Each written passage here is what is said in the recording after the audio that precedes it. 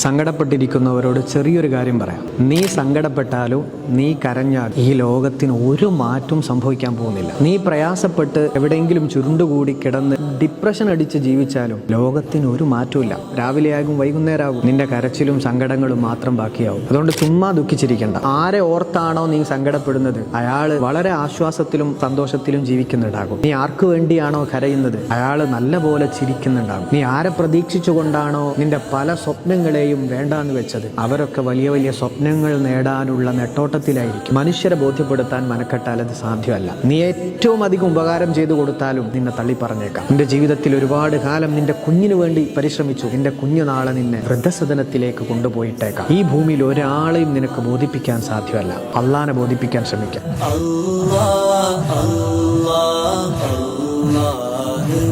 Allah